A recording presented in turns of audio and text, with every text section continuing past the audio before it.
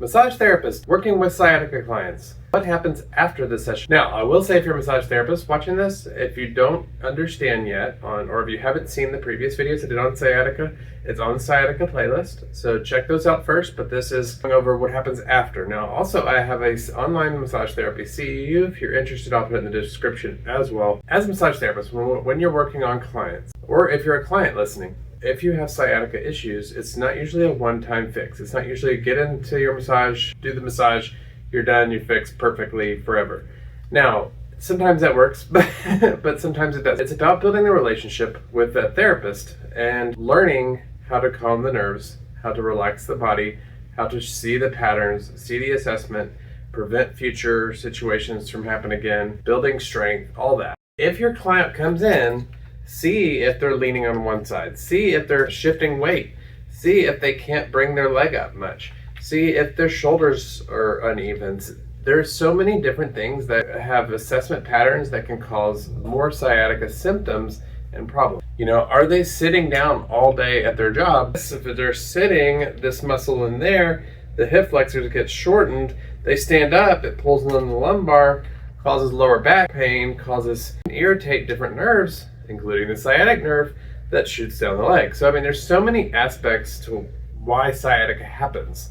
It's not like you have sciatica. It's, hey, you have a lot of things that have led that sciatic nerve being compressed. Let's figure out why. Let's see the routine of what you're doing to your body and find out how we can improve that through pattern recognition, through assessment, through what muscles aren't activating very well. We went over, strengthening your glutes, strengthening your, hips, strengthening your lumbar, if you're sitting all day, stretching your hip flexors, doing different things that are going to help. One thing you'll even notice with some clients, are they dragging their leg?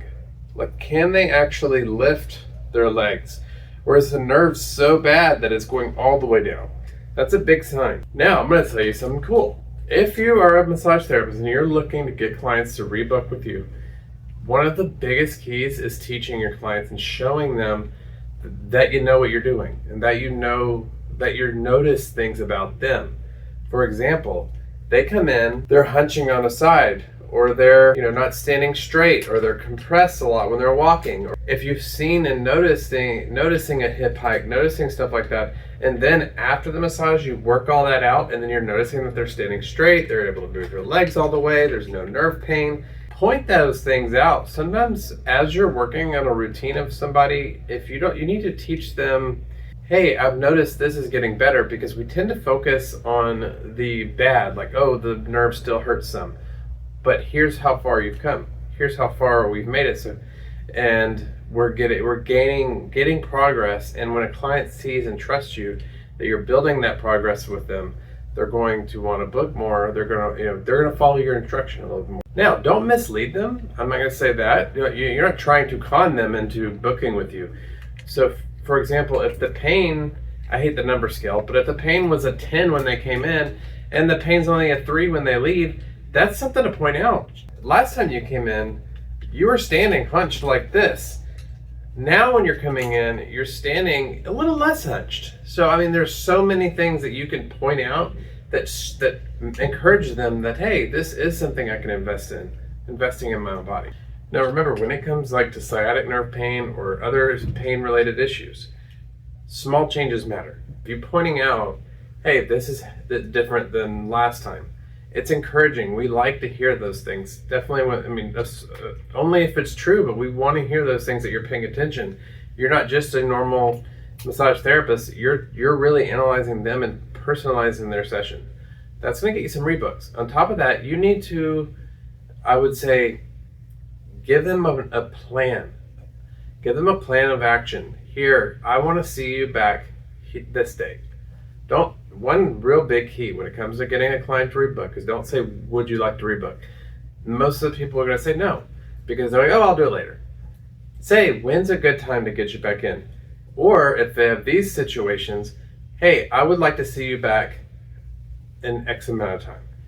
That way we can, and what are you going to do? Why are you going to want them to come back that soon?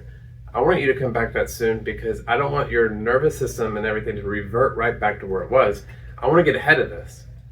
I want to teach your body. I want to make progress.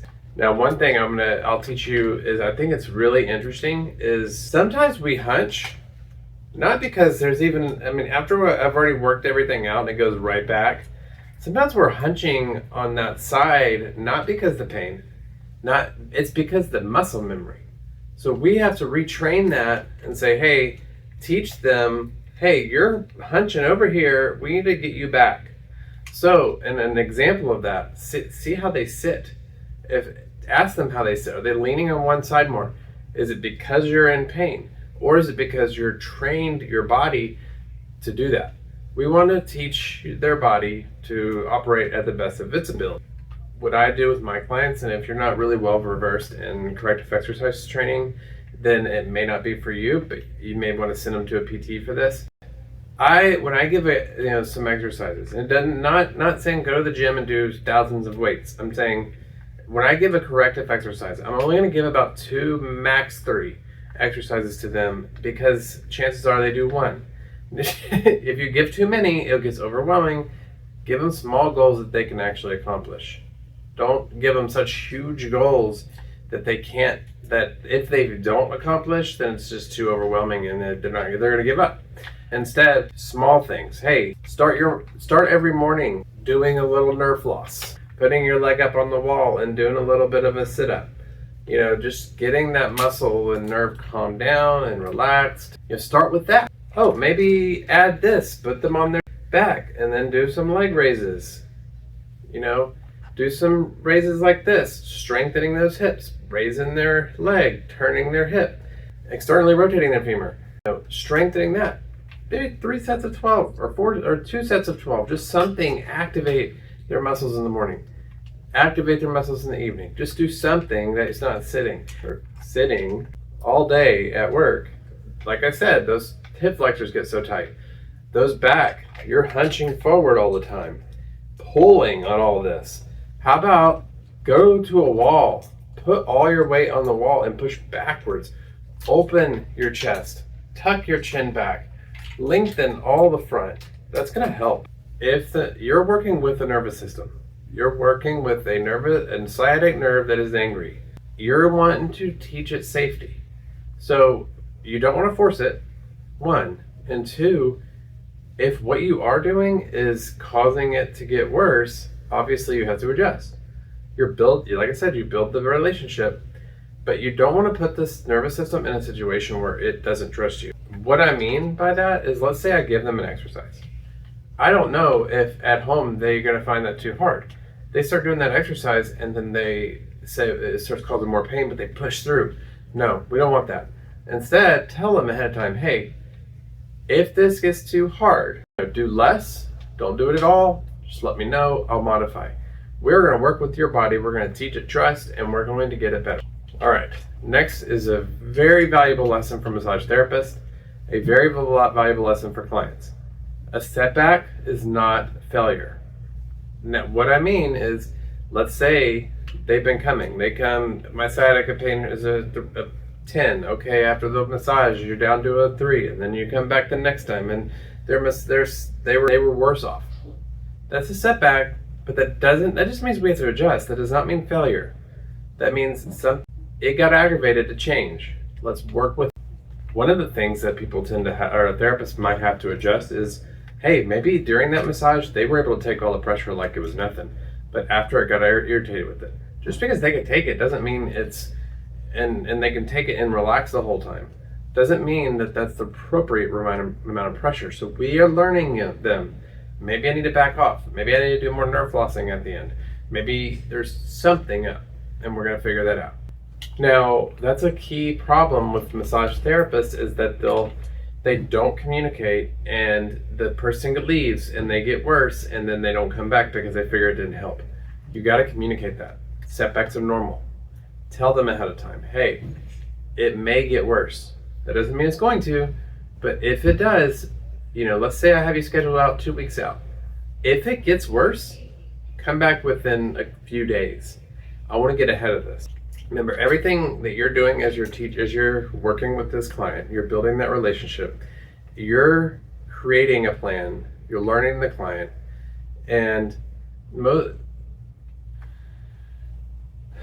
let's say, now you may wonder, you may notice red flags. If you notice red flags that we've went over in, I believe, the second video of this series, you can check it out in the playlist. If you notice those red flags, there's, you need to pay attention to those.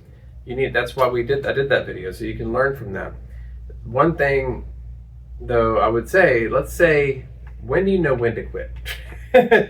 So, listen to your gut a lot of times. Now, referring out does not make you a worse therapist. It makes you a smart therapist. If you've done everything, I like the 3 rule. Let's say I work on them Monday. They feel no better and got worse. I'll get them back in a second time. No better and got worse. Okay, there's something up. It may not be me that needs to do anything with them. They need to be probably referred out. I just listen to my judgment, my guess, listen to yourself. Trust your own judgment. If they have a little improvement, okay, maybe don't let the gap between the appointments be as far. If they have, there's so many different lessons you can learn with sciatica. Like I said, check out my course in the description. Check out my other sciatica videos. I have a lot of content. If you have any questions at all, throw a comment down, reach out to me at restorationmassagecenter@gmail.com. I'm here to help. I would love to, I don't mind, pick my brain. I'm ready to help out. And also, if you wouldn't mind, check out my other social media channels. And y'all have a good day. Thank you so much. And we'll see you guys next time.